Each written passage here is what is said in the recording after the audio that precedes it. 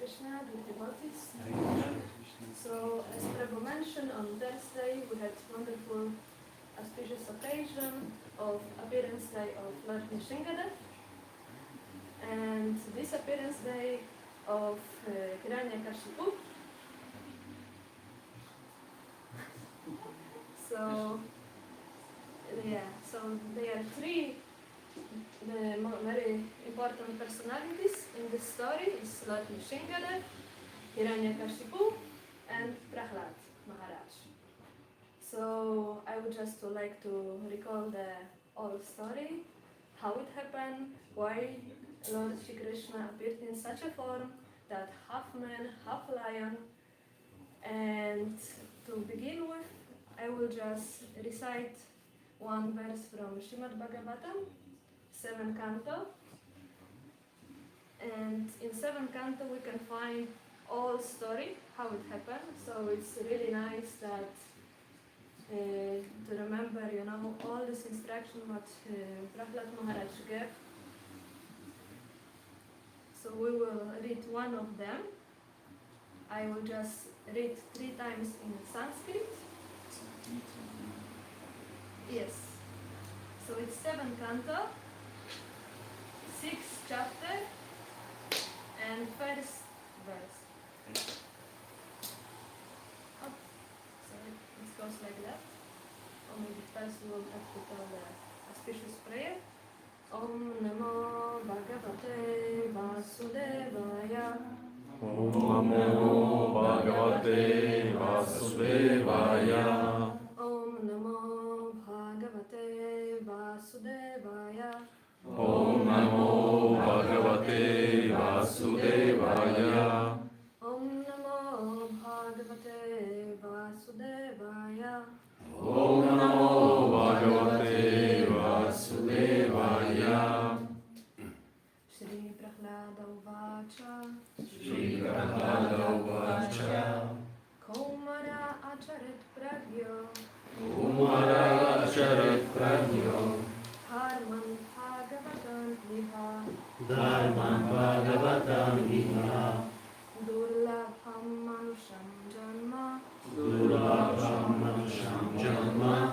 Tat Api Adruvam Arthatam. Tadapi Adruvam Artatam. Shri Prahlad Uvacha. Shri Prahlada Uvacha. Kaumara Acharit Pragyo. Kumara Acharit Pragyo. Dharman Bhagavatam Iha. Dharman Bhagavatam Iha. Durlabham Manusham Janma. Durlabham Manusham Janma. Tat Api Adruvam Arthatam. Tadapi Adruvam Artatam. Shri Prahlad Uvacha. Shri Prahlada Uvacha.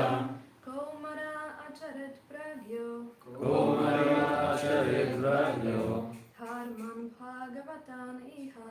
Dharman Bhagavatam Iha. Durlabham Manusham Janma. Durlabham Manusham Janma. Tat Api Adruvam Arthatam. Tadapi Adruvam Artatam. And now we'll translate word by word. Shri Prahlada Uvacha. Shri Prahlada Uvacha. Prahlad Maharaj said, Prahlad Maharaj said, Kaumara, Kumara, in the tender age of childhood, in the tender age of childhood, Acharet, Acharet, should practice pragya, Pragya, one who is intelligent, one who is intelligent, Dharman, Dharman, occupational duties, occupational duties, Bhagavan, Bhagavatam, which are devotional service to the Supreme Personality of Godhead. which are devotional service to the Supreme Personality of Godhead. Iha, Iha, in this life, in this life, Durlabham, Durlabham, very rarely obtained, very rarely obtained, Manusham, Manusham, human, Janma, Janma, birth, birth, Tat, Tat, death, Api, Api, even, Adruvam, impermanent, impermanent, temporary, temporary, Arthadam, full of meaning. full of meaning. Translation by His Divine Grace Srila Prabhupada. Prahlad Maharaj said, one who is sufficiently intelligent should use the human form of body from the very beginning of life. In other words, from the tender age of childhood, to practice the activities of devotional service, giving up all other engagements. The human body is most rarely achieved, and although temporary like other bodies, it is meaningful because in human life one can perform devotional service. Even a slight amount of sincere devotional service can give one complete perfection. Purpose. The whole purpose of Vedic civilization and of reading the Vedas is to attain the perfect stage of devotional service in the human form of life. According to the Vedic system, therefore, from the very beginning of the life, the brahmacharya system is introduced so that from one's very childhood, from the age of 5 years, one can practice modifying one's human activities to, so as to engage perfectly in devotional service, as confirmed in Bhagavad Gita 2:40. Spalpam api asya dharmasya trayate mahato hayat. Even a little advancement on this path can protect one from the most dangerous type of fear. Modern civilization, not referring to the verdicts of Vedic literature, is so cruel to the members of human society that instead of teaching children to become brahmacharis, it teaches mothers to kill their children even in the womb, on the plea of curbing the increase of population. And if by chance a child is safe, he is educated only for sense gratification. Gradually, throughout the entire world, human society is losing interest in the perfection of life. Indeed, men are living like cats and dogs, spoiling the duration of their human lives by actually preparing to transmigrate again to the degraded species among the 8,400,000 forms of life.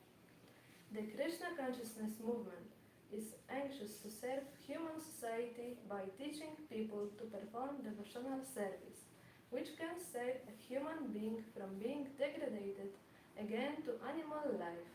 As already stated by Prahlad Maharaj, Bhagavata Dharma consists of Shravanam, Kirtanam, Vishnu Smaranam, Padasevanam, Archanam, Vandanam, Dasyam, Sakyam, Atmanivedanam. In all the schools, colleges, and universities, and at home, all children and youth should be taught to hear about the Supreme Personality of Godhead. In other words, they should be taught to hear the instructions of Bhagavad Gita, to put them into the practice in their lives, and thus to become strong in devotional service, free from fear of being degraded to animal life. Following Bhagavata Dharma has been made extremely easy in this age of Kali. The Shastra says, Hare Nama, Hare Nama, Hare Nama eva kevalam, Kalo nasti eva, nasti eva, nasti eva gatir anyatha. One need only chant to Hare Krishna Mahamantra. Everyone engaged in the practice of chanting the Hare Krishna Mahamantra will be completely cleansed from the core of his heart and be saved from the cycle of birth and death. So we can repeat. Hare Krishna, Krishna, Krishna Krishna, Hare Hare, Hare Rama, Rama Rama, Hare Hare. So yes, these were beautiful words by Prahlad Maharaj with explanation of our Param Guru, Srila Prabhupada, by whose grace we can get to know all these divine personalities and stories. And yes, so how all this story actually happened? What was the beginning? So when we go to the very beginning, you can imagine we are just at the gate to Vaikuntha Loka, and there is two gatekeepers, Jai and Vijay, and they are guarding, that anyone who is not qualified cannot meet with Lord Vishnu. And whoever is qualified they keep door open, yes, please welcome. And one time they made the mistake. Some very exalted devotees came to meet with Lord Vishnu, but their form weren't suggested it, you know. They were just 4 Kumaras in the form of little children. So Jai and Vijay, they thought that they are just insignificant small children. They probably making some jokes. So we don't think that they should enter. It's something wrong here. And like we just read that we should practice the Bhakti Yoga from the very beginning of our childhood. So it looks like that Jai and Vijay, they overlook that point that someone can be already elevated in such a young age. So they didn't allow them to enter. And 4 Kumaras, they were very, very upset with this. So they cursed them that you are having such an exalted position at the door to Lord Vishnu, but you cannot distinguish who is devotee and who is not devotee. So better to go to material world and live there. And then, upon hearing these words, Jai and Vijay, they realized that they committed a big, big offense. And they went to Lord Vishnu and they told all the story. And they told that we don't want to go to material world. You know, who wants to go to material world? There is only suffering there. And what we can do? And Lord Vishnu said that 4 Kumaras, they are my pure devotees. Whatever they told, I cannot tell that it will be wrong, that they are not true, that I cannot do anything with that. So only what I can propose to you, that you can take 7 births as my devotees. So even though you will be in material world, but you will be protected, you will chant my names, you will remember about my glories, and you will pass your 7 births and you will come back to your original position. Or you can do it quicker. You can take just 3 births, but as a demons, and I will come to you and I will deliver you, and ultimately you will give me pleasure, because no one is equal to me, only the devotee can be equal to me. And as Krishna, he enjoys different rasas. He has his rasas with the gopis, with his friends, with his parents. He also enjoys to fight. So as Jai and Vijay understood this desire of the Lord, they agreed that okay, it's better to be born as a demon, satisfy the Lord's desire, and it's just 3 births, so it will be quicker than 7, so we will come back quicker. So first they were born as Hiranyakashipu and Hiranyaksha, and they were killed. One was like Hiranyaksha was killed by Varaha, and Hiranyakashipu by Nrisimhadeva. And then they were born in the times of Lord Ramachandra as Ravana and Kumbhakarna. And then, for the last time, when Krishna appeared on this earth, as Shishupal and then Tavakya. And because Lord Chaitanya is hidden avatar, it's not mentioned in all Vedas that they came also 4th time as Jagai and Madai. And they also came just to show how much Lord Chaitanya and Lord Nityananda are merciful, to the even most fallen, and they were also delivered by Lord Chaitanya and Lord Nityananda, by Lord Krishna. And yes, this is how it starts. First, we have to know that Hiranyakashipu and Hiranyaksha, they were two brothers. And both of them, they were really, really demonic. And Hiranyaksha was killed first by Varahadev. And from that time, Hiranyakashipu was really, really hating Lord Vishnu. And because of this hatred, he was remembering all the time.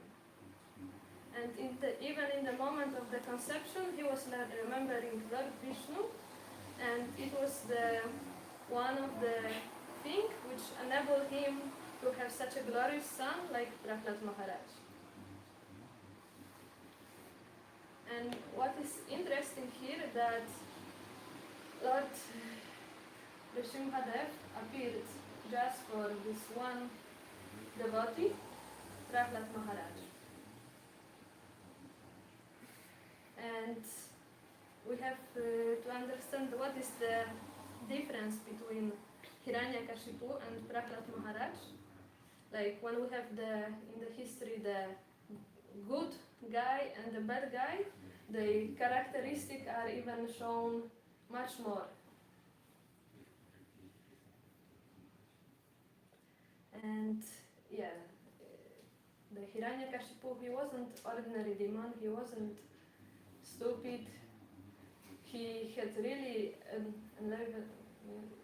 broad knowledge of the Vedic scriptures.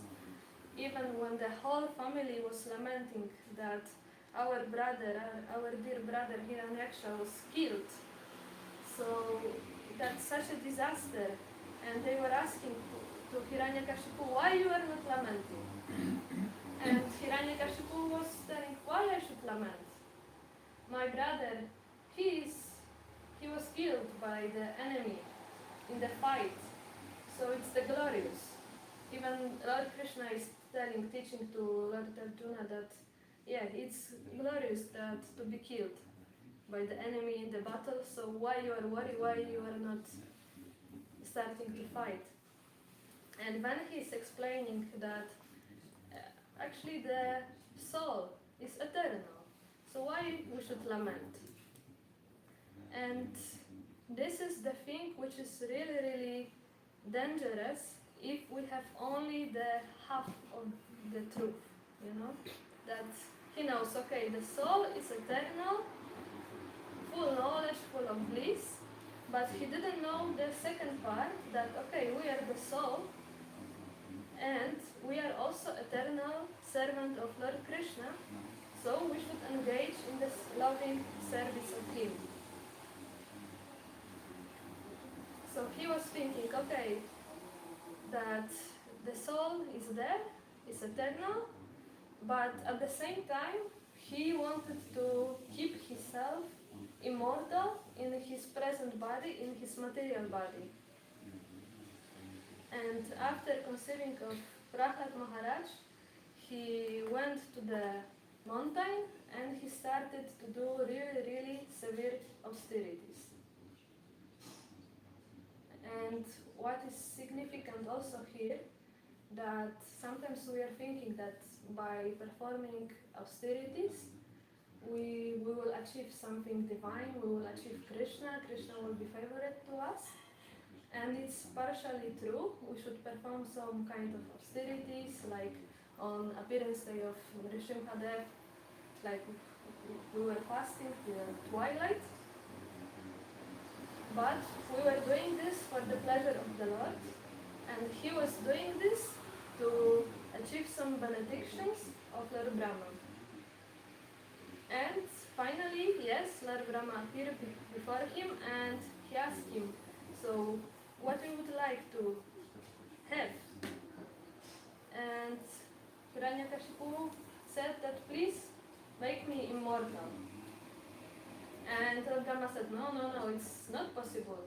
Even I'm mortal. Like, it's not possible to keep material body. Material body is meant to deteriorate at the end. And Hiranyakashipu started to think, so how to do this, you know? So he started to tell, okay, you cannot make me immortal, but at least give me the benediction that no one created by you can kill me. And Brahma said, okay, that's possible. And he continued, okay, so I will not be killed by any weapon. And he said, okay, that will be. And he said that I will not be killed during the day or night. And well, Brahma agreed, yes, that's possible. And that I will not be killed on earth or in the sky. And Brahma agreed that okay, that's possible.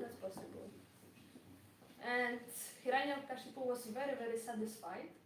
He thought that now he escaped, you know, that he, by his austerities, he can keep his body and no one can kill him.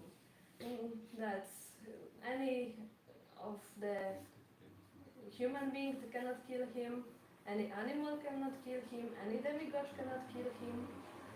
And by this way, he was becoming more and more powerful, and he started to terrorize the whole planetary system, the Earth, the heavenly planets, and in Patalaloka, in demoniac planets, he was also the king there. And what we can understand from here, that as Krishna says in Bhagavad Gita, we should worship him, we should give up the worship of demigods. Because what happened? Hiranyakashipu was worshipping Lord Brahma. Lord Brahma gave him the benediction. And ultimately, Lord Brahma had a big trouble, that he became the servant of Hiranyakashipu. All the demigods were terrorized by him. It was really disaster in the world. And Hiranyakashipu started to be more and more degraded.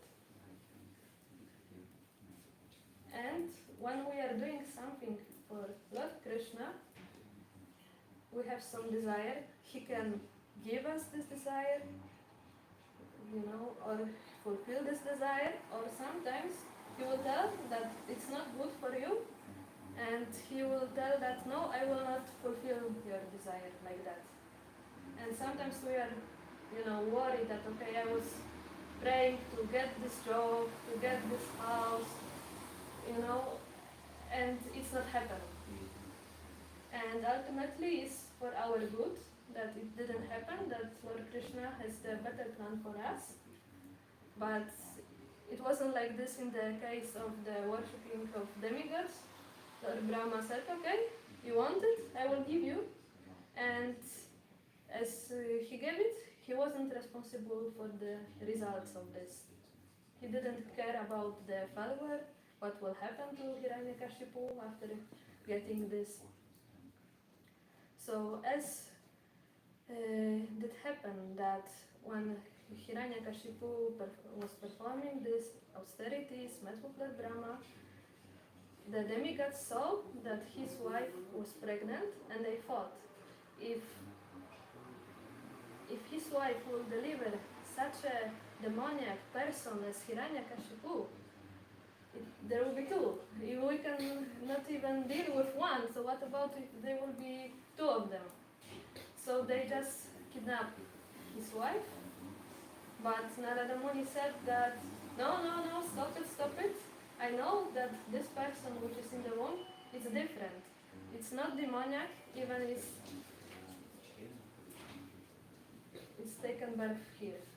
So Narada Muni, he took his wife and he started to preach Krishna consciousness. And even though Prahlad Maharaj, he was just in the womb, he was listening very carefully. And when Hiranyakashipu, he came back to the kingdom, so Narada Muni also, he brought his wife back. And few days later, when Prahlad Maharaj was 5, they sent him to the school, and he told him, now you will learn how to be the proper demon. You will learn all the politics, all the economical development, even some religious activities you will learn, because demons, they are also worshippers of others. And after some time, Hiranyakashipu asked Prahlad Maharaj, so Prahlad Maharaj, you are going to school for the while, so tell me, what is the best what you learn from your teachers? And Prahlad Maharaj, he didn't consider the teachers of the school to be his teachers.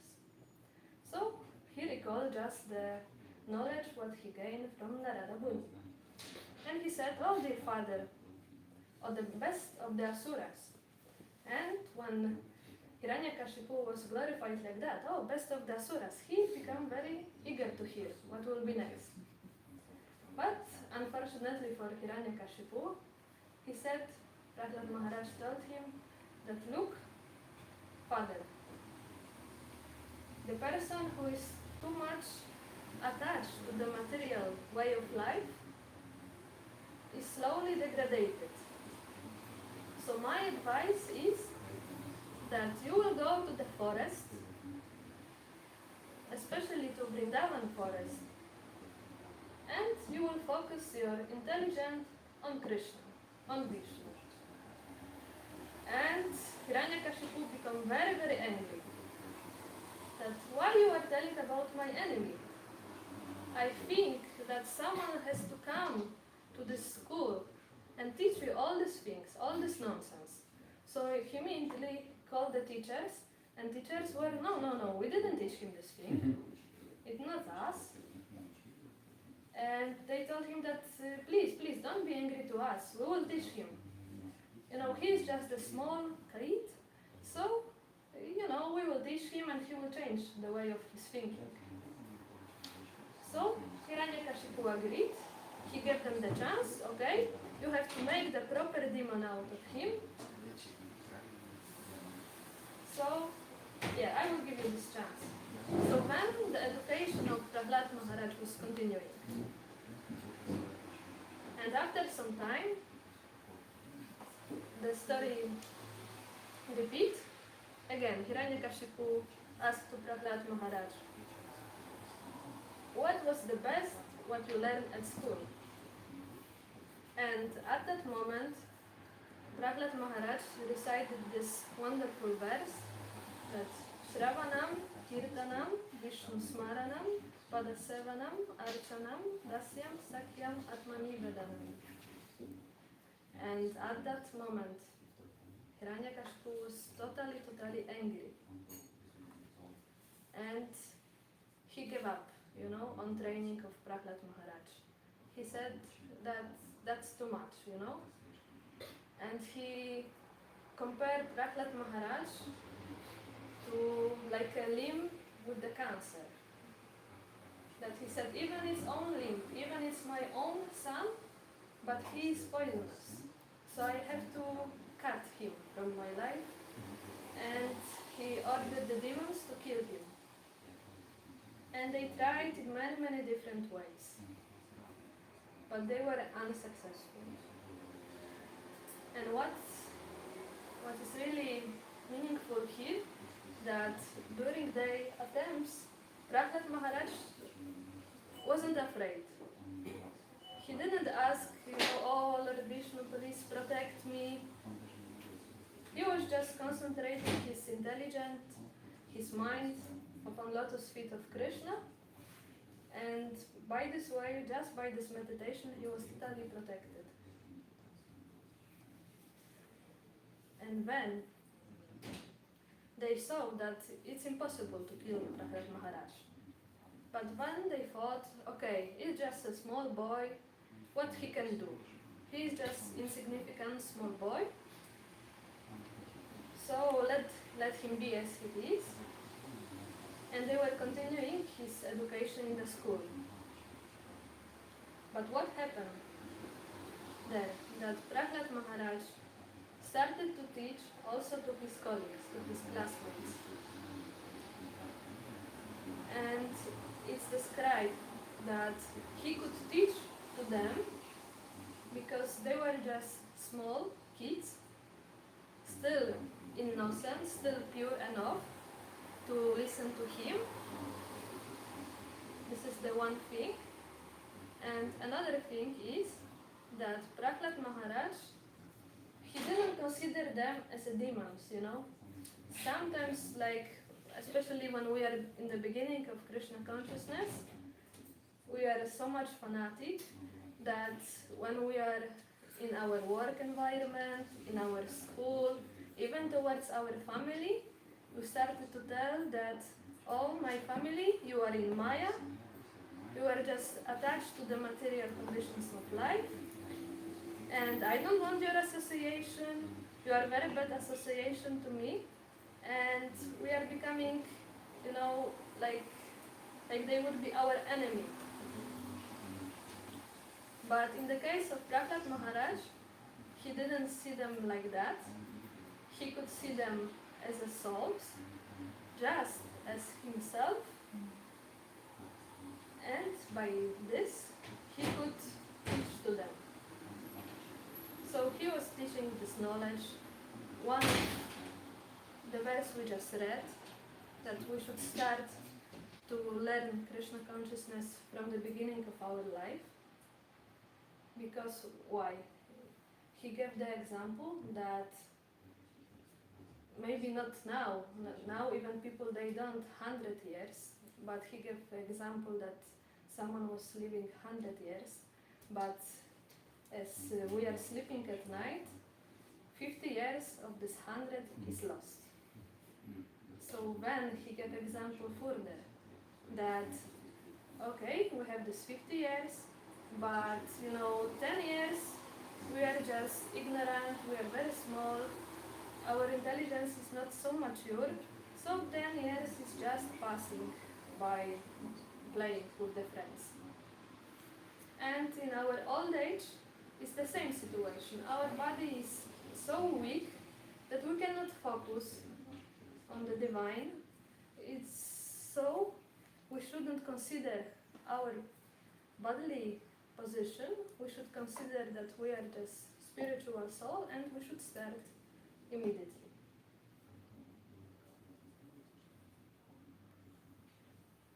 And because of this, when teachers discovered that Prahlad Maharaj, he wasn't only the devotee, he started to preach this so-called nonsense to his friends. They said that no, it's too dangerous now. He is destroying all our principles. So they came to Hiranyakashipu and they told him that no, now it's too late and we really have to kill him. So Hiranyakashipu gave the last third chance to Prahlad Maharaj to explain what are his values, in what he believes in, and Prahlad Maharaj, again, fearless, started to preach. So Hiranyakashipu said, no, that's the end, and he started to challenge Prahlad Maharaj. Yeah, so you think that you're a Lord Vishnu, he is everywhere. So is he in this column? And Prahlad Maharaj was totally faithful that yes, Lord Vishnu is also in this pillar. So Hiranyakashipu was really, really angry, and he took his sword out and he just hit to the pillar. And what happened? He heard a really, really scary sound, and Lord Nrisimhadeva appeared from him. And Lord Nrisimhadeva, he was like, sometimes there is this comparison like a cat, that he was playing with Hiranyakashipu for a while, like with the mouse. And then, ultimately, he took him on his laps and he used his long nails to tear him apart. And first he took his heart out and then his intestines. And that was it. This was how Hiranyakashipu was killed. And what is really, really glorious here, that he was killed, so his body was killed, and also his demoniac qualities were killed at the same time. And ultimately, Hiranyakashipu came back to Vaikuntha, and in this form he started also to be devotee of the Lord, of Lord Nrisimhadeva.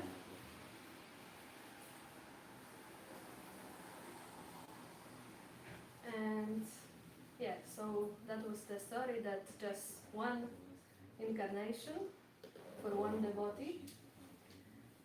But Lord Nrisimhadeva, he is living eternally in Vaikuntha planet. And he also came to the pastime of Lord Chaitanya Mahaprabhu. Maybe we know how it happened. That there was the king of the Muslims, Chandkazi, and he was really, really against the devotees. He didn't like that they are going on the Harinam. He didn't like this, that, okay, they can chant, but they could chant peacefully at their homes. They shouldn't go to the streets. What is it, you know? And so, as Lord Nrisimhadeva is our supreme protector, he appeared to Chandkazi in the dream, and he also used his nails, and he made a sign on his chest that, look, this time I will not kill you, I will give you the chance. You shouldn't disturb my devotees.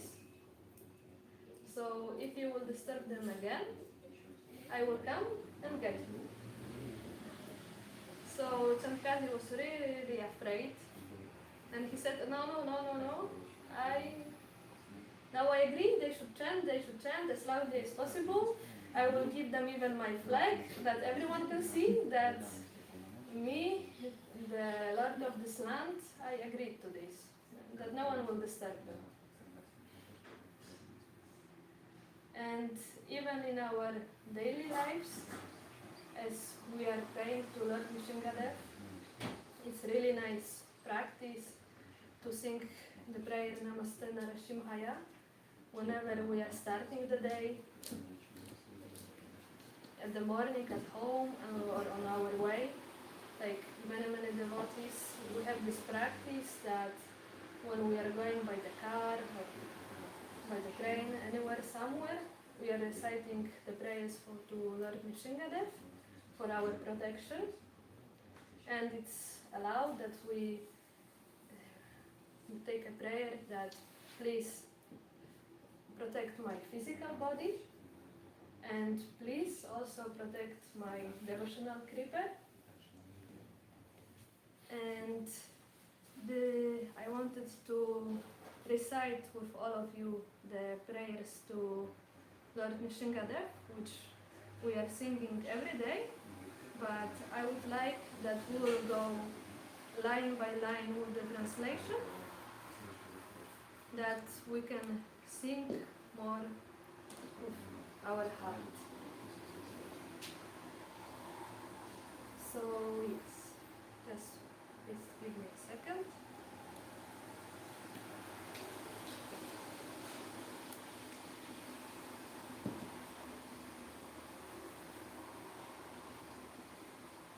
Yes, so I believe everyone knows. When we are singing the first line, I will tell you and you can repeat after me. Namaste Narasimhaya. Namaste Narasimhaya. So, Namaste It means that we are paying our obeisances unto who? Nrisimhaya, Lord Nrisimhadeva. And then the second line, Prahlada Hlada Daina. And Lord Nrisimhadeva, he gives the supreme bliss to Prahlad Maharaj. And then the third line, Hiranyakashipur Vakshaha. He is the killer of Hiranyakashipu. Shila Tanka Nakalaye. And how he killed him? He killed him using his nails, which were like chisels, and the chest of Hiranyakashipu was like Shila, like a stone. Iton Nrisimha Paraton Nrisimha. Lord Nrisimha is here, but he is also there. Yatoya Toya Mitaton Nrisimha. Whenever I go, there is Lord Nrisimhadeva. Bahir Nrisimha means that he is outside. Hridaya Nrisimha is also inside, in our heart. Nrisimham Adim Sharanam Prapadya. To this Lord Nrisimhadeva, I take complete shelter. Sharanam. And then there is the second part. Tava Kara Kamala Vare. And it means that your beautiful lotus hands, Adbhuta Shringam, wonderfully sharp tips, Dalita Hiranyakashipu Tanubringa. Ripped apart the body of Hiranyakashipu, who was like a wasp. Keshavadrita Narahari Rupa. O Keshavu, you have this form, Narahari Rupa, half man, half lion. Jai Jagadisha Hare. All glory to the Lord of the universe. And now Prabhu can lead us in this prayer. I will maybe say a few things first, if that's okay. Yeah, okay. Is that okay? Yes. Maybe somebody has a question still for Mataji. I don't know, somebody has a question? Yes, we have a question. Okay.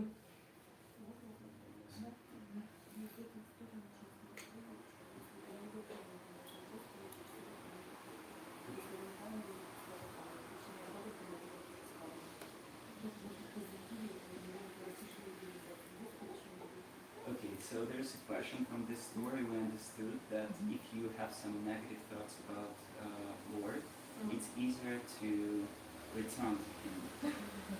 Is it true? And Mataji also saying that in Bhagavatam we have evidence of this. So can you explain? Hiranyakashipu was meditating on Lord Vishnu, but in a really, really bad way. So ultimately, yes, that's true, that he gained the darshan of Lord Vishnu in the form of Nrisimhadeva, and he even achieved this liberation from him. But we have to understand that he was also a very, very great divan. So we can choose that if we want to become really great demon and be killed by the Lord, or we will engage ourselves, our time, in devotional service of the Lord, and we will become the lover of the Lord, and we will also able to see His love.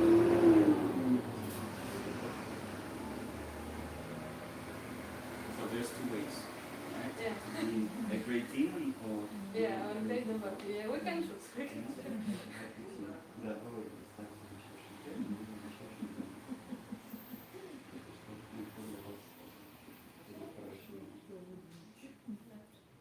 Ultimately, like now we are living in these times that still it's easy to perform Krishna consciousness. Prabhupada just came recently, he gave this practice, and no one is like really stopping us, no one is against us, that still we can mix, still we can chant, but at the end of Kali Yuga, there are no devotees, and yes, Krishna is also coming as a Kalki, and he is also delivering all the people. So we can choose that, okay, now we are engaging in devotional service, and we are going out from this material world, or we are waiting for the Kalki to see Krishna in such a form. And that's our free will, what we want to do. Nothing is forced upon us.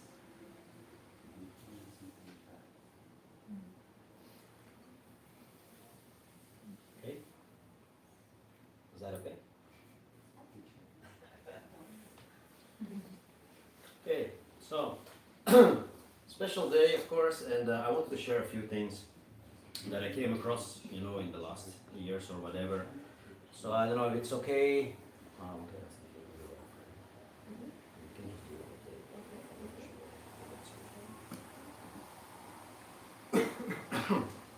So I want to say still a few things, maybe 15 minutes if that's okay. I don't know if maybe some stomachs are already roaring like a lion, but I think there's still a little bit time, right? So I think it's important also to understand for us that it's not only in our case, of course, that we have Lord Nrisimhadeva and that we pray to Lord Nrisimhadeva for protection. You can even read that Nanda Maharaj, the father of Krishna, he was even approached by Garga Muni, who was like the priest of the family of Nanda Maharaj.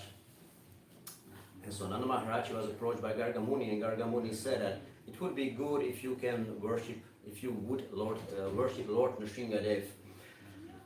Because we know that when Krishna appeared, there were many demons, right? So and that's why also that Garga Muni said to Nanda Maharaj, it would be good if you would worship Nrisimhadeva. And also Varahadev. So we hear that Varahadev, he killed the brother of Hiranyakashipu, Hiranyaksha. And so that's also why one of the reasons that Nandagram, right, the palace of Lord of Nanda Maharaj, where Krishna grew up, why it's put on a hill, so that they would also could have an overview if the demons would come. So that's one thing why it's on the hill. And so when we, even now today, when we go to Nandagram, there we can see a nice temple with deities that are older than 5,000 years, and they were worshipped by Nanda Maharaj. So even when you go on internet and you type Nanda Maharaj, Narasimha, then you will see very beautiful pictures of that. Then also, in more recent times, like when Lord Chaitanya appeared in 1486. So Lord Chaitanya appeared in 1486, and why was that? Because Advaita Acharya, he prayed to his Shalagram Shila. Advaita Acharya, he was worshipping a few Shalagram Shilas. And because the world was getting really, in a bad situation, so Advaita Acharya, worshipped the Lord in his Shila form, requesting him to, come. So that's how Lord Chaitanya came to this world. But the prayers that Advaita Acharya gave, they were also to Lord Nrisimhadeva in his Shalagram Shila form. So I thought also that's really amazing, and that's the same. So when you go to Shantipur, where Advaita Acharya lived, also there we can still see these Nrisimhadev Shilas that were worshipped by Advaita Acharya. So also like here in Brussels, we have always this picture actually hanging there on the wall. This picture is the Lord Nrisimhadev in Mayapur. And this picture, although things many times might change in a temple, but this picture also always stays in our center for a reason. That is that when Bhakti Prabhu Swami started to do programs in Brussels, like I think 18 years ago, then he also went through some difficulties while preaching. And so he went to India and he got this beautiful photo. And since then, there were no more problems. So that's why, you know, also like 1-2 years ago when Maharaj was staying here, and we were also going to repaint and this and that, and Maharaj said that you can do whatever you want, but you cannot take that picture away. So, you know, we just keep it here. And I want to share a small pastime about that special form of Lord Nrisimhadev in Mayapur, how it actually came to be that form. So I will soon read that, because there are a few devotees who were present, and especially the devotee that took care of this whole process. He explained it. So it's like 5 pages, and I really want to read it just because, I mean, I read it already many times, and it really makes me, you know, I don't know, it's very special to see that a deity is not just a deity, you know, it's very special actually, right? So we will soon do that. But yeah, of course, there are also much more pastimes. Like I also came one pastime that that also was nice to read from Chaitanya Charitamrita. This is when Lord Chaitanya was in Jagannath Puri. So I'll put it like this because it started with difficulties with reading. Sri Chaitanya Mahaprabhu had been regularly visiting the temple of Jagannath every day, and at that time Govinda, his personal servant, used to carry his water pot and go with him. On the northern side of the Simhadwara, behind the door, there are 22 steps leading to the temple, and at the bottom of those steps is a ditch. Sri Chaitanya Mahaprabhu would wash his feet in this ditch, and then he would enter the temple to see Lord Jagannath. On the southern side, behind and above the 22 steps, is a deity of Lord Nrisimhadev. It is on the left as one goes up the steps towards the temple. Sri Chaitanya Mahaprabhu, his left side toward the deity, offered obeisances to Lord Nrisimha as he proceeded toward the temple. He recited the following verses again and again while offering obeisances. I offer my respectful obeisances unto you, Lord Nrisimhadev. You are the giver of pleasure to Maharaj Prahlad, and your nails cut the chest of Hiranyakashipu like a chisel cutting stone. This and the following verse are quoted from the Nrisimha Purana. Lord Nrisimhadev is here, and he is also there. So these are actually what we just heard that Mataji was explaining, right? That Lord Nrisimhadev is here, he's there, he's everywhere. Wherever I go, there is Lord Nrisimhadev. He's outside and within my heart. Therefore I take shelter of Lord Nrisimhadev, the original Supreme Personality of Godhead. Having offered obeisances to Lord Nrisimhadev, Sri Chaitanya Mahaprabhu visited the temple of Lord Jagannath. And then he returned to his residence, finished his noon duties, and took his lunch. So it's quite inspiring, at least for me, that when we sing those mantras, that it's not just us, you know, but that we even see that Lord Chaitanya himself was, you know, repeating these mantras again and again. So, and also here is another pastime, also from the Chaitanya Charitamrita. Srivas Pandit was performing the Shraddha ceremony of his father, and as is customary, he was hearing the 1,000 names of Lord Vishnu. At that time, Gaura Hari, or Lord Chaitanya, appeared on the scene, and he also began to hear the 1,000 names of Vishnu with full satisfaction. So when we read the Chaitanya Charitamrita, then many times we can see that Lord Chaitanya, when he, you know, heard certain things, then he would become like in a ecstatic mood, you know, in a trance, right? When he thus heard the holy name of Lord Nrisimha, Lord Chaitanya became absorbed in thought, and he became angry like Nrisimha Prabhu in his angry mood. His eyes became red, his hair stood on end, all the parts of his body trembled, and he made a thundering sound. All of a sudden, he took up a club, and people became greatly afraid, thinking, "We do not know what kind of offense we have now committed." But then Sri Chaitanya Mahaprabhu adjusted his thoughts and sat down on his seat. So I have a lot of imagination. But just imagine that we are sitting here and then all of a sudden you stand up and become really like very angry. Everybody would be in shock, right?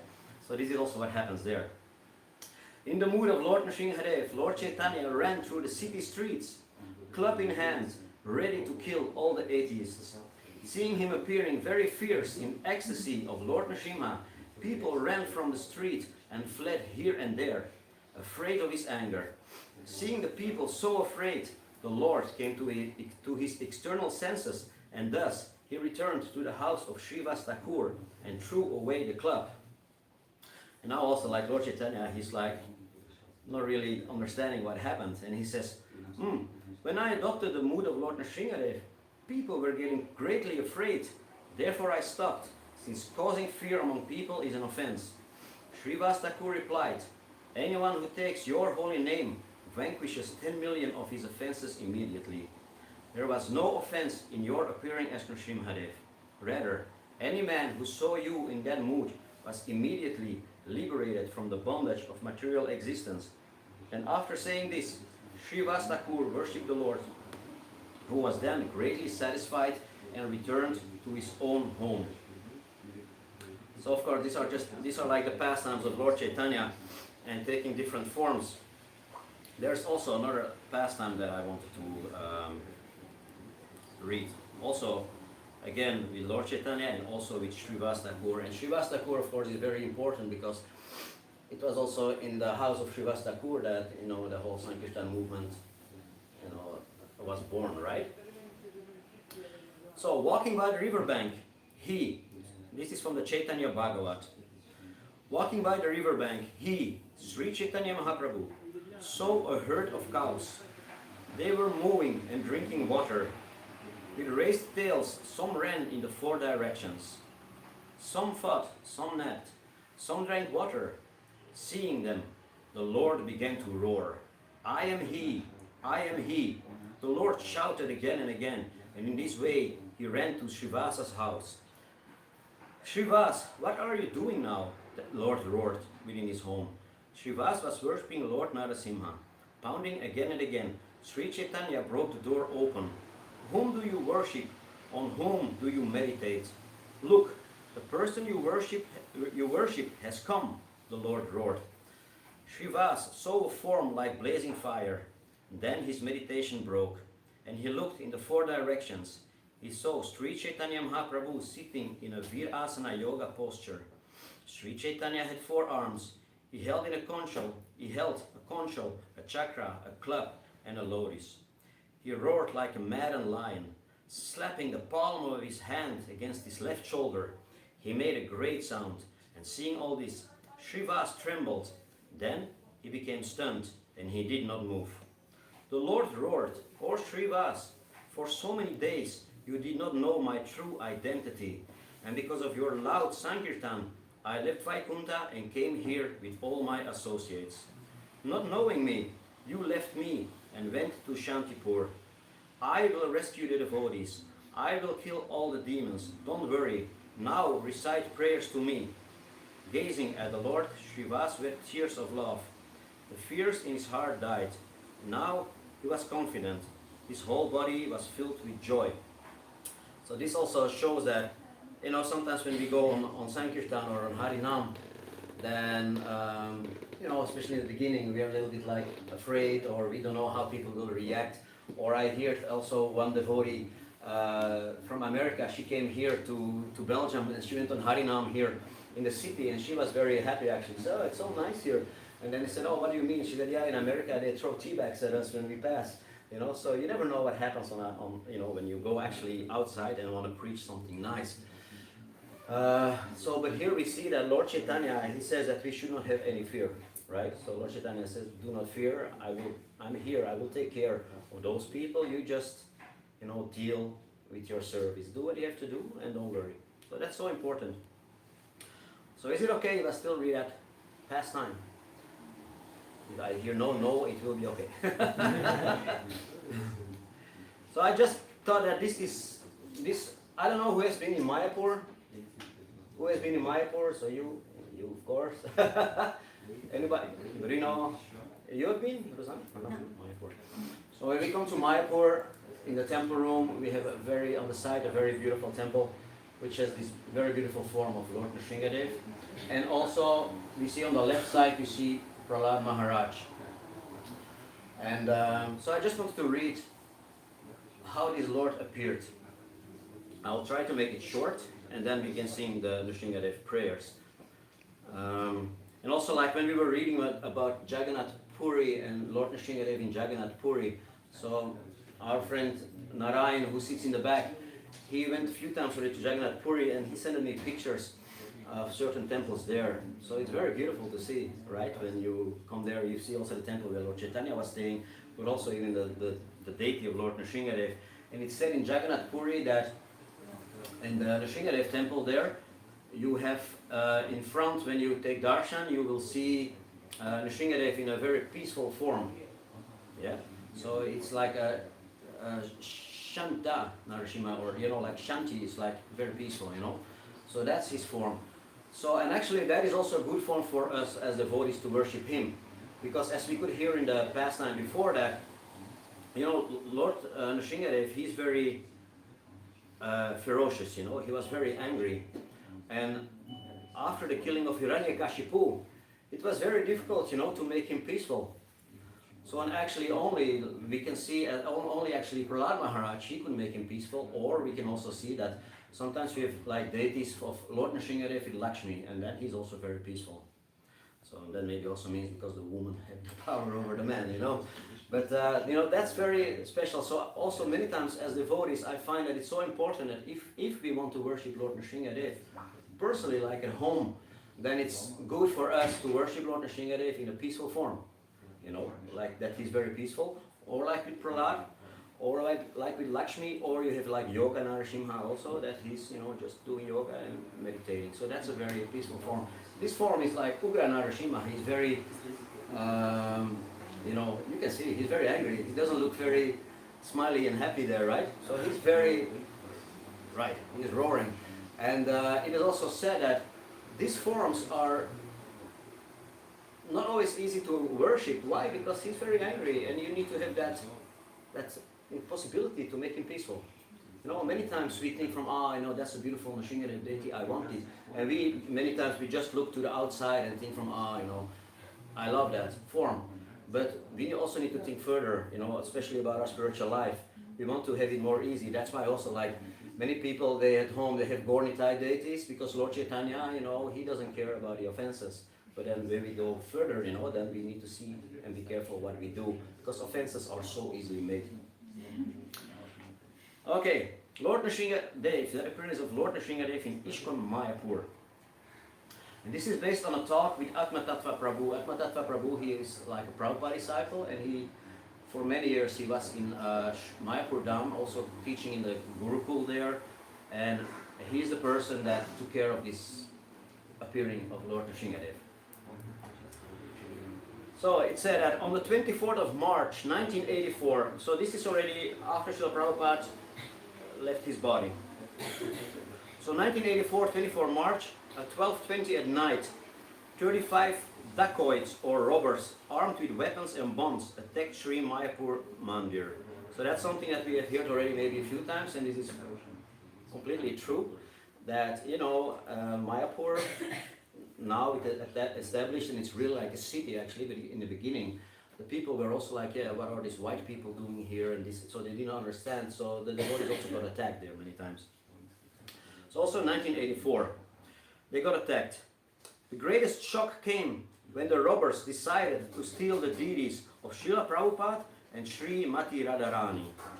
Fearlessly, the devotees challenged the attackers How could they see Srila Prabhupada and Radharani carried away? Shots were fired, a few ducats fell, and their plans were foiled. Srila Prabhupada was rescued, but that beautiful form of Srimati Radharani would no longer grace the main altar. So this is not a story, I mean, right? So we hear Mayapur, and we think Mayapur, and then we hear shooting and this and that. But this is reality, this is true. Happened. This incident really disturbed the minds of the devotees.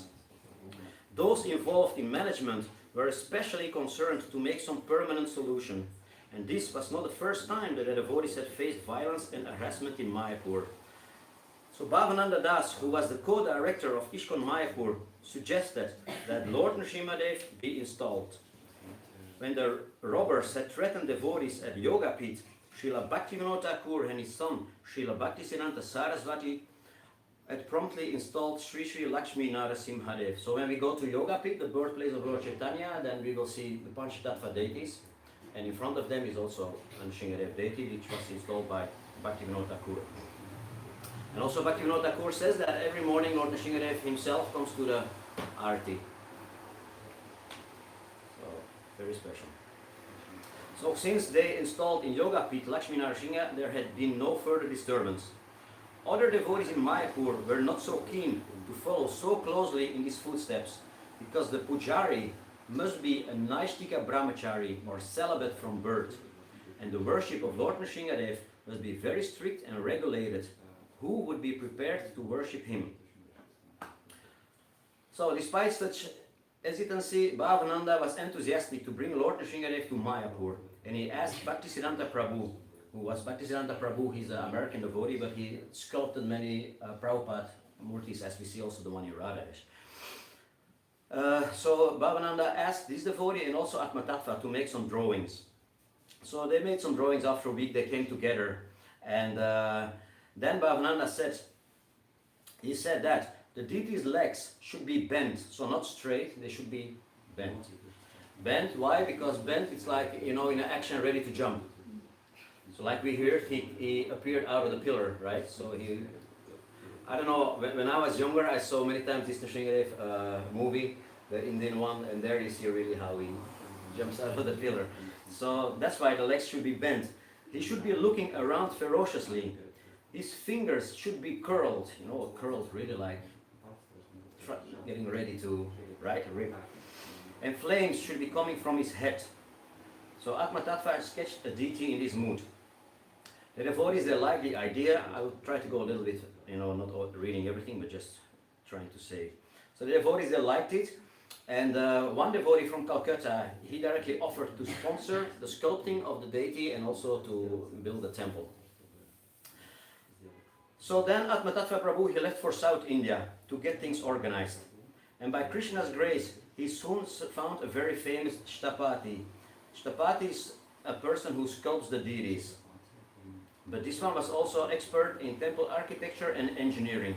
The man was very obliging until I mentioned that the deity we wanted carved was Ugra Narasimha. So he was very happy to help until he heard that he should be, Ugra Narasimha. Then he was like, oh, what to do, So then he emphatically refused to make such a deity. So Atmatattva approached many deity sculptures, but the answer was always the same: no. I had made a number of trips between Mayapur and South India. 6 months had passed, but Lord Nrisimhadev had not yet manifested in his deity form. And it's good to know that in the beginning it was said that, here stands that when the news came that they were gonna arrange a deity of Nrisimhadev, the devotees in Mayapur, they said that the deity would be ready for installation in 3 months. So now we are already 6 months further, and they did not even find a person to sculpt the deity. So the devotees in Mayapur were very anxious, and they asked Atmatattva to go back to the first one, the first sculpture he had seen, and once again plead our case.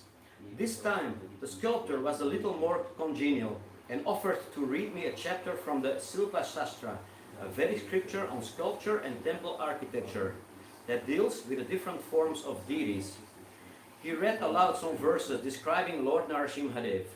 A series of verses described his flame-like mane, his searching glance, and his knees bent with one foot forward, ready to jump from the pillar. When he read this, I was amazed, because this was exactly what we wanted, and I showed him the sketch I had done. He was impressed and offered to draw an outline based on the scriptural description, which we could use as a guide for sculpting the deity. So this is still, he agreed to make a sketch, but he still did not agree to sculpt, right? He just wanted to make a sketch and they could use it for another person. So it took him a week to complete a sketch, and it was very impressive. He returned to Mayapur and showed the sketch to the temple authorities, and everyone wanted this person to carve the deity. So once again, Atma Tattva, he went back to South India to try to convince him. So this is the third time. I went straight to the house of the Shtapati, and I was feeling very anxious. What could I do but pray to Lord Nrisimhadeva to be merciful and agree to manifest himself in our temple in Sri Mayapur Dham? I had hardly said 2 sentences when the man very matter-of-factly said he would carve the deity. So he was trying, to convince him, but Atma Tattva was directly stopped, and the man said, yes, I will do. Then the Shtapati he said that he had approached his guru. That was the Sankaracharya of Kanchipuram, and he told him about the request. And his guru immediately replied, don't do it, because your family will be destroyed. But then, after a moment's reflection, he asked, who has asked you to carve this deity? And when he heard that it was the Hare Krishna people from Navadvip, then he became very concerned. They want Ugra Narasimha. Are they aware of the implications of sculpting and installing Ugra Narasimha? Such deities were carved over 3,000 years ago by very elevated Shtapatis. There's a place on the way to Mysore where a very ferocious Ugra Narasimha is installed, and the demon Hiranyakashipu is torn open on his lap, and his intestines are spilling out all over the altar. Once the standard of worship there was very high.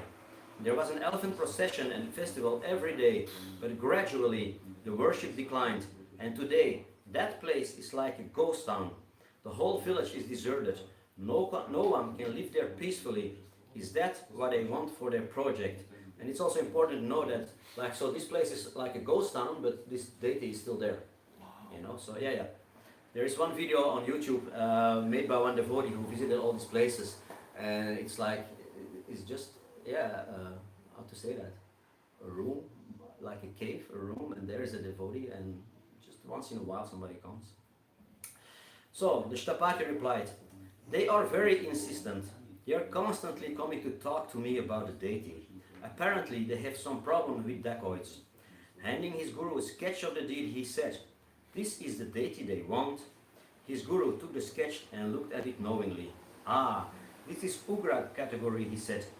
But a deity in this particular mood is called Sthanu Narasimha, and he doesn't exist on this planet. Even the demigods in the heavenly planets don't worship a form like this. Yes, this deity belongs to the Ugra category. Ugra means ferocious, very angry. There are 9 forms within this category, and they are all very fierce. The one they want is Sthanu Narasimha, or stepping out of the pillar. No, don't carve this deity. It will not be auspicious for you. I will talk with you about this later. So the guru was not yet convinced. A few nights later, the Shtapati had a dream, and in that dream, his guru came to him and said, for them, you can carve Sthanu Narasimha. And the next morning, he received a hand-delivered letter from Kanchipuram. The letter was from the Sankaracharya and gave some instructions regarding temple renovations, and there was one line on the bottom, and it said, for Ishkan you can carve this Sthanu Narasimha. So the Shtapati showed me the letter and said, I have my guru's blessings. I will carve your deity. So Atma Tattva says that he was overwhelmed with joy. I gave him an advance payment and asked him how much time it would take to carve the deity. He said the deity would be ready for installation within 6 months. I returned to Mayapur, so now we're already going to be 1 year later, right? After 4 peaceful months in the holy Dham, I decided to go to South India and purchase the heavy brass paraphernalia required for Nrisimhadeva worship, and then also collect the deity. So this is 4 months after he was by that person. The trip was well organized and trouble-free until I visited the Shtapati. I explained to him that all the paraphernalia required for the worship had been purchased and that I had come to collect the deity. He looked at me as if I had lost my senses and exclaimed, "What deity? I haven't even found a suitable stone." I couldn't believe my ears.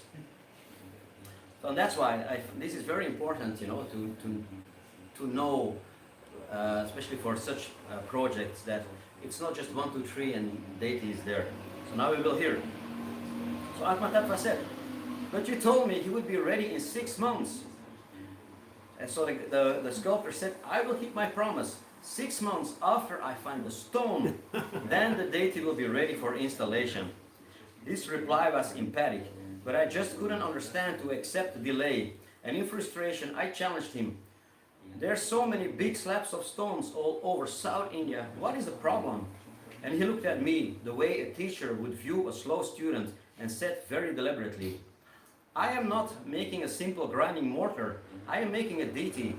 The scriptures tell us that the only stone that is good one second. The scriptures tell us that only a stone that has life can be used to make a Vishnu deity. When you hit 7 points of the stone, and each makes the sound mentioned in the scriptures, then that stone may be suitable." Maybe. But, but yes, there is a second test to indicate whether the stone is living stone. There is a bug that eats, I say granite? Granite. Okay. So granite is a stone, right? If it eats from one side to the stone, to the other side, and leaves a complete trail visible behind it, then the second test of the living stone has been passed. That stone is a living stone, and expression can manifest from it. Only from such a stone can I carve your Nrisimhadeva. Such stone speaks poetry. All features of a deity sculpted from such stone will be fully expressive and beautiful. So please be patient. I've been searching sincerely for your 6-foot slab.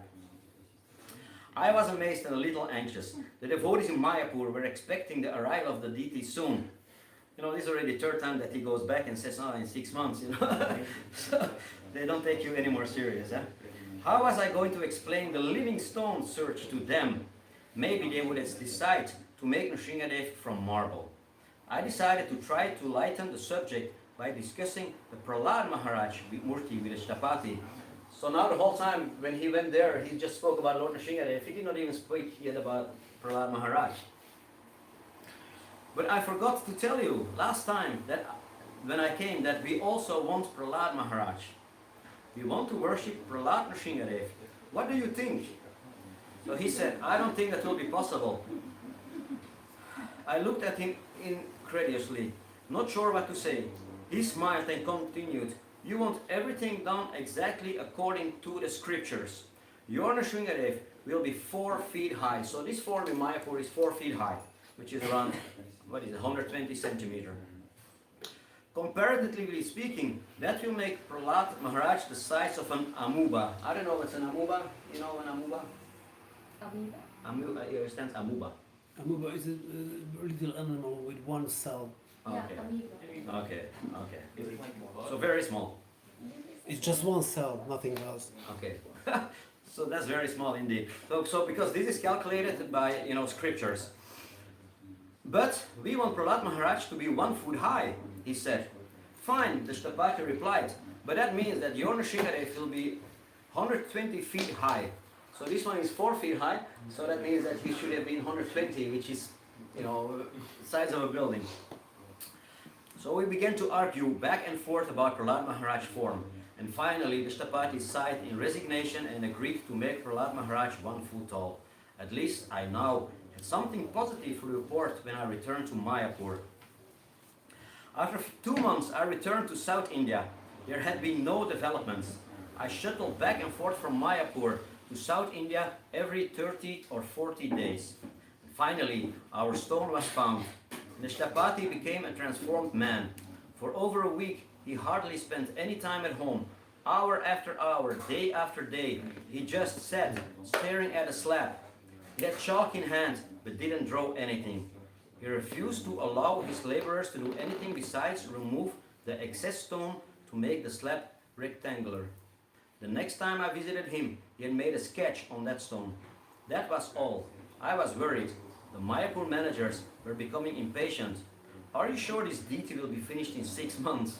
I asked in desperation. Don't worry, the work will be done, he replied. So Atmatattva returned to Mayapur, only to be sent back to South India to check on some details of the deity. As he found the Sthapati carving the form himself with intense care and dedication, at that stage the stone had gone and the shape had come. The Sthapati had just started on the armlets. It took 2 weeks to carve them. All the features were so refined and delicate. I was impressed and very happy. It took the Sthapati a little over 12 months to finish the deity. When he completed the work, he didn't immediately inform me, but decided to visit some friends for a few days. It was the monsoon season. There were a few visitors, and he felt it safe to lock up Lord Nrisimhadev securely in his thatched shed. 2 days later, his neighbors ran to inform him that the shed was on fire. There was heavy rain and everything was wet, but a coconut tree roof had caught fire. He ran to the scene to find Lord Nrisimhadev untouched, but the shed was burned to ashes. Immediately he phoned me, "Please, come and take your deity. He's burning everything." He made it clear he wants to go now. So enthusiastically I traveled to South India. I hired a truck and half filled it with sand. So those things also you can find on the internet normally. You can find pictures of how they went to pick up this deity in a truck, you know. It's very special to see that. I arrived at the Sthapati studio thinking this final stage would be relatively simple. But I had foolishly forgotten that this Nrisimhadev deity is a very heavy personality, and his weight was 1 ton. Wow. After 2 or 3 hours, we managed to lift the deity safely from the shed and to the truck. To travel across the border safely, we also needed police permission, along with signed papers from the Central Sales Tax Department, the Archaeological Director, and the Art Emporium Directorate in Tamil Nadu, my God. All the officers demanded to see the deity before signing the necessary papers. Once they took darshan of Lord Nrisimhadev, they all became very obliging and efficient. We had all the necessary papers in hand within 24 hours, a miracle given the usual the usual problems with the bureaucracy found in government offices in India. The trip back to Mayapur was also amazingly trouble-free and peaceful, and our protector was certainly present with us. So, this is just the 2 last paragraphs. Usually the Sthapati comes on the day of the installation ceremony. He goes into the deity room and carves the eyes of the deities. This is called Netra Nimilanam, or opening the eyes. So we see that many times in temples when new deities get installed. We see that when the deities already stand there, they're still like blindfolded. So then still this whole procedure also has to happen. It was an exceptional case that our Nrisimhadev Sthapati had already carved the eyes. He had not only carved the eyes, but he had also done the prana pratishta, or installing the life force. A little puja and an arati. And I am sure that is why all the papers were prepared so fast. And transporting the Supreme Lord was so easy. He was already present. And who would dare say no to Lord Nrisimhadev? Installation of Lord Nrisimhadev was very simple and lasted 3 days. Simple and 3 days. From 28th to 30th July 1986, so that's 2 years after.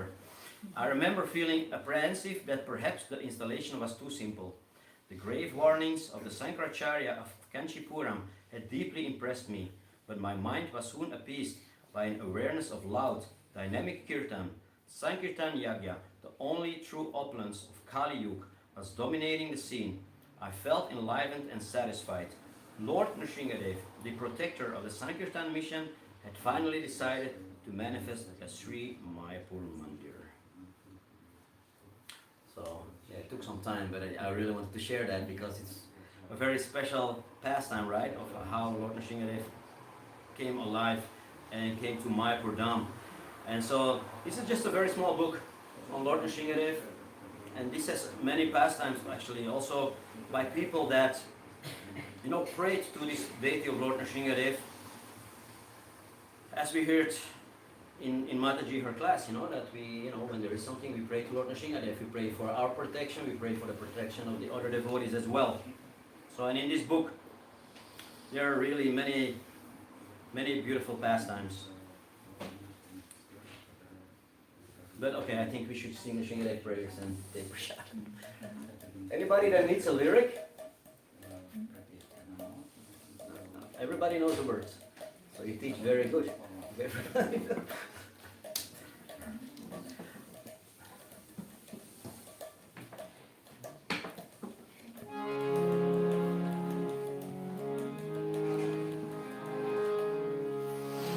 Namaste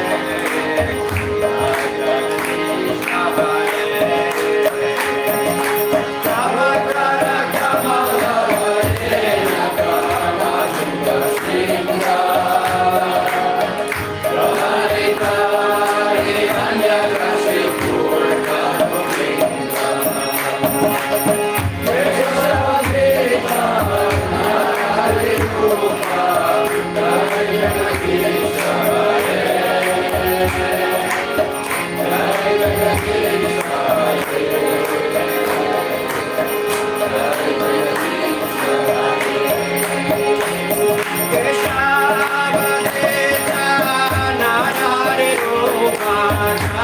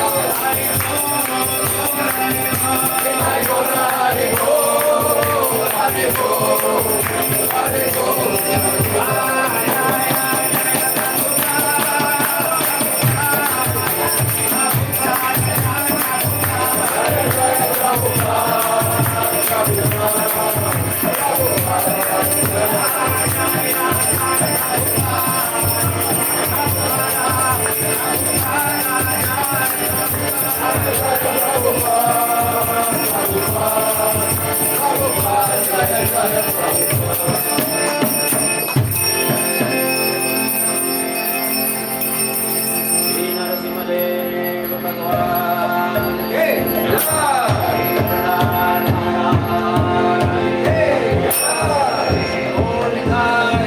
Vrindaranya Prabhupada Ki Jai.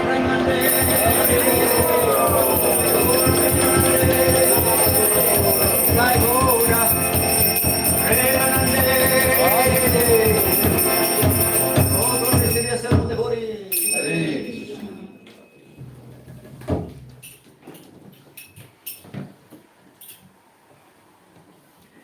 So thank you so much everybody for coming already for this part. We will not finish yet, of course we will take some prasadam. I just try to remember some small thing.